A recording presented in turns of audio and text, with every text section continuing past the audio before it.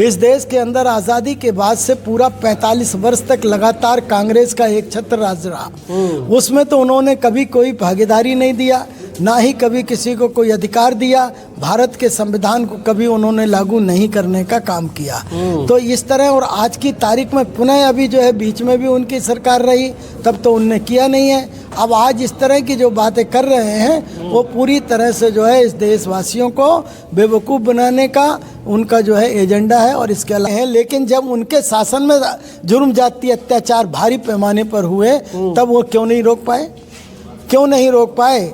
अगर जुर्म जाति अगर पूरे भारत देश के अंदर किसी की सरकार रोक पाई थी तो दिल्ली यूनिवर्सिटी के प्रोफेसर हैं रतन लाल और राजेंद्र पाल गौतम में पहले आप में थे, मंत्री भी थे, उन्होंने आप आम आदमी छोड़ा, अब कांग्रेस ज्वाइन कर लिया। वे जो दोनों नेताओं हैं अब कह रहे हैं कि राहुल गांधी जननायक हैं। देख, हर युग में इस समाज को गुलाम लाचार मजबूर बनाने के लिए चमचे लोग हमेशा आगे आए हैं। और वही चमचागिरी उन्होंने जो है बाबा साहब अम्बेडकर के सामने भी चमचे थे, मानवर काशीराम साहब के सामने भी चमचे थे। और इसलिए उन चमचाओं को पर्दाफाश करने के लिए मानवर काशीराम साहब ने चमचा युग नाम की किताब भी लिखी। और दोस्तों, बिहार में चुनाव होने वाला है। तमाम पार्टी आरजेडी, जेडीयू, माले, जो जितने भी बिहार की पार्टियां हैं तैयारी में कर रही है। लेकिन बहुजन समाज पार्टी जिस तरह से पूरे 38 जिला में तैयारी कर रही है, कैडर कैंप के माध्यम से पार्टी का मोटो बताया जा रहा है हर जिला में। लेकिन मैं अभी इस वक्त गोपालगंज में हूं और हमारे साथ बातचीत करने के लिए जो केंद्रीय प्रभारी हैं नर्मदा प्रसाद अहिरवार जी, अभी तमाम यहाँ मीटिंग किया। लोग भी अच्छा खासा लोग आए थे। और यहाँ से दो मंत्री हैं, एक जनक चमार जी हैं और सुनील कुमार जी जो शिक्षा मंत्री हैं, और यहाँ के वर्तमान सांसद हैं आलोक कुमार सुमन। एक और आरजेडी के नेता हैं सुंदरराम महान जी। आप सर यहाँ मीटिंग की है, तमाम लोगों से बातचीत की है, क्या बातचीत हुआ सर? मैं आज गोपालगंज में जो आया हुआ था जी, तो ये बहुजन समाज पार्टी की जिला इकाई के द्वारा एक कैडर कैंप का आयोजन किया गया था।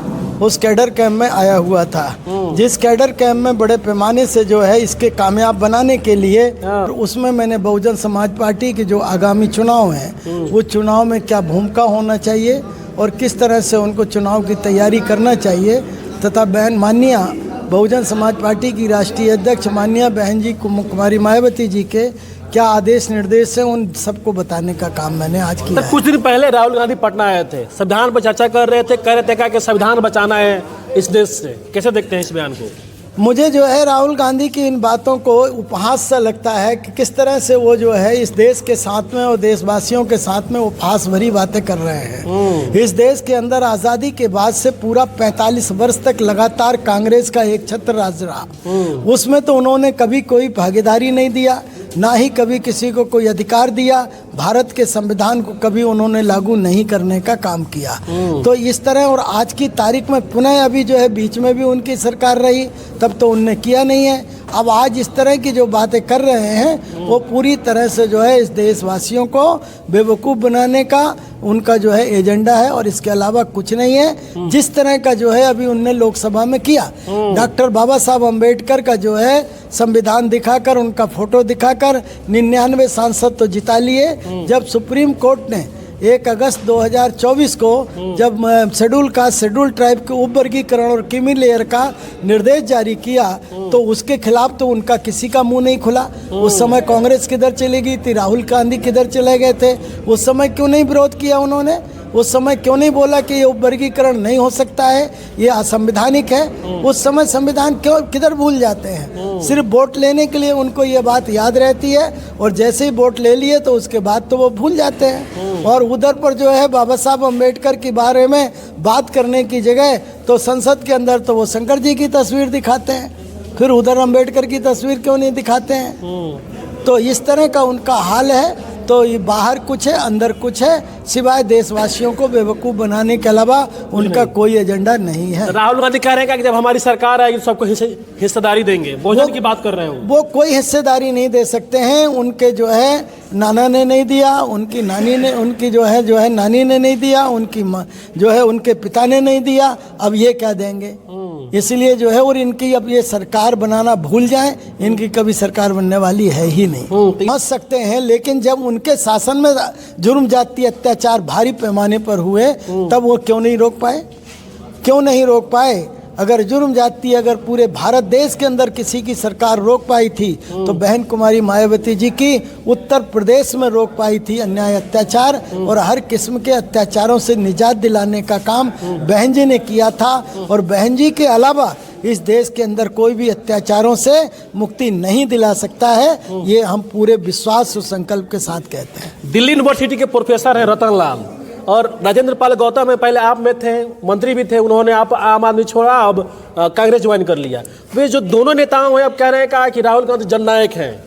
देखो मेरे साथियों, मैं आपको बताना चाहता हूं कि हर युग में इस समाज को गुलाम लाचार मजबूर बनाने के लिए चमचे लोग हमेशा आगे आए हैं, और वही चमचागिरी उन्होंने जो है बाबा साहब अम्बेडकर के सामने भी चमचे थे, मानवर काशीराम साहब के सामने भी चमचे थे, और इसलिए उन चमचाओं को पर्दाफाश करने के लिए मानवर काशीराम साहब ने चमचा युग नाम की किताब भी लिखी, और चमचा ये लिख के किताब और चमचा युग का जो है अंत करो का नारा भी देकर मानवर काशीराम साहब ने चमचों को जो है प्रकट करने का काम किया था।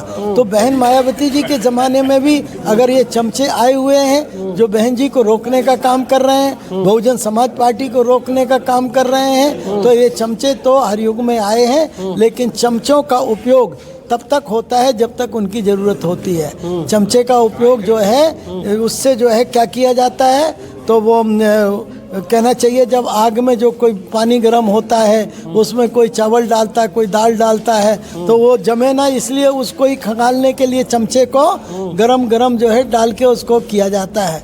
बाद में उसको धो माँज के जो है खूंटी पे लटका दिया जाता है। तो ये जब तक काम के हैं चमचे तब इनका उपयोग किया जा रहा है। जिस दिन इनका काम खत्म हो जाएगा उस दिन इनको ऐसे छोड़ दिया जाएगा, इनको कुछ पता भी नहीं चलेगा। तो रतन लाल कह रहे हैं कि जो अगर पीएम सीएम की बात कर रहा है कि हम पीएम बनेंगे सीएम बनेंगे, सोचो कि बीजेपी के लिए काम कर रहा है। देखिए वो सीएम पीएम तो कभी बनने का सपना ही छोड़ दें, उन लोगों का कभी होने की बात नहीं है। बस वो किसी की चमचागिरी ही कर सकते हैं और इस समाज के साथ में गद्दार का रोल अदा कर सकते हैं, इसके अलावा कुछ नहीं कर सकते। लेकिन तमाम ये आए दिन आखिर बसपा की टिप्पा टिप्पणी क्यों करते हैं? मैं आपसे कह रहा हूँ ना कि वो इसलिए कर रहे हैं क्योंकि जो है उनको कहीं ना कहीं से जो है लाभ मिल रहा है। बहन मायावती जी का विरोध करने के लिए, बहुजन समाज पार्टी का विरोध करने के लिए उनका उपयोग किया जा रहा है और वो लोग उपयोग हो रहे हैं।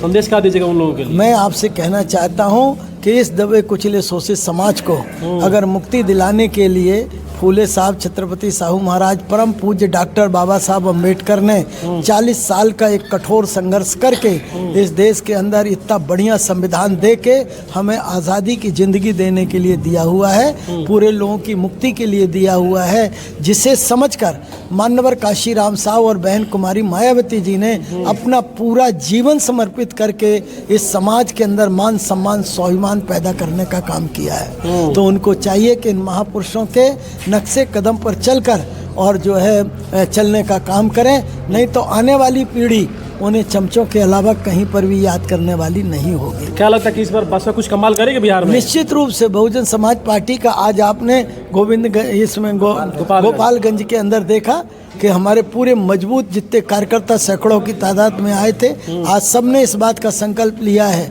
कि हम तो ठीक है बिहार के बाकी जिले के लोग जानेंगे, लेकिन गोपालगंज की हम जो है सीटें जिता के देने का काम करेंगे और जो दूसरे दलों के चमचे हैं उनको नाको चने झवाने का काम करेंगे। इस तरह का संकल्प मेरे कार्यकर्ताओं ने लिया है। तो निश्चित यकीन के साथ कह सकते हैं कि मेरे कार्यकर्ता जिस मेहनत से लगे हैं, निश्चित रूप से इस बार जो है बिहार के अंदर एक जो है बहुत बढ़िया वातावरण है और बहुत बेहतरीन जो है रिजल्ट बहुजन समाज पार्टी लेके आएगी। एक और